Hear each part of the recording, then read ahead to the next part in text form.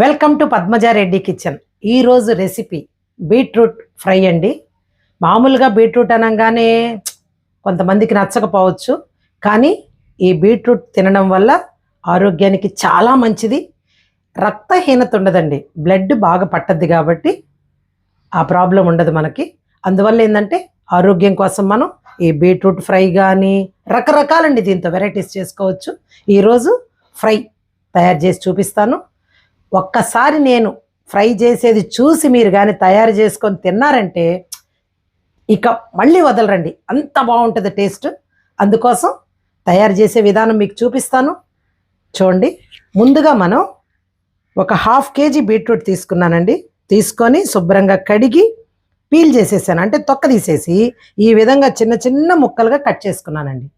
చేసి పెట్టుకున్న తర్వాత మనం ఇంకా తయారు చేస్తాను. ఇంతవరకు మీరు మా ఛానల్ని కానీ సబ్స్క్రైబ్ చేసుకోకుండా ఉంటే సబ్స్క్రైబ్ చేసుకోండి.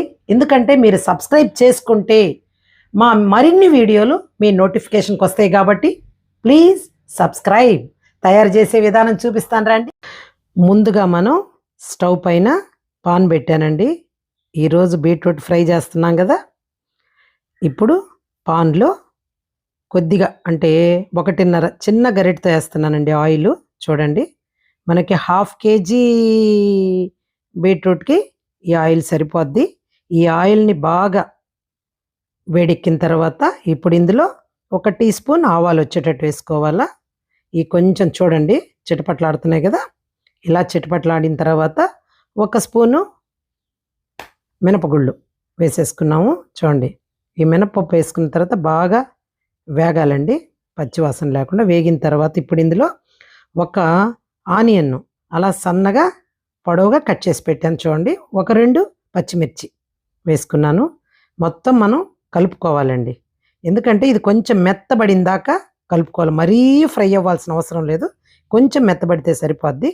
ఇప్పుడు ఇందులో 2 రెమ్మల కరివేపాకు కూడా వేసేసాం కదా. కొంచెం బాగా కలిపేసుకొని ఇప్పుడు ఇందులో మనం ముందుగా బీట్రూట్ని పీల్ చేసి పెట్టుకొని ముక్కలుగా కట్ చేసి పెట్టున్నామండి, మీకు ముందే చూపించా. వాటిని తీసుకొచ్చి ఇక్కడ వేసేస్తాం. ఇప్పుడు వేసేసి ఇప్పుడు బాగా కలుపుకోవాలి.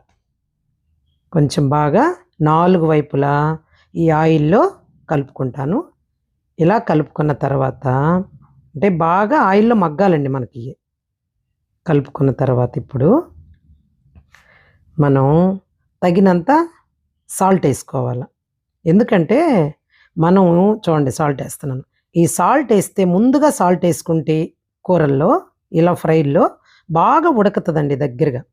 ఇప్పుడు ఇందులోనే మనం 1 టీ స్పూన్ పసుపు వేసాను. బాగా కలిపేస్తాను.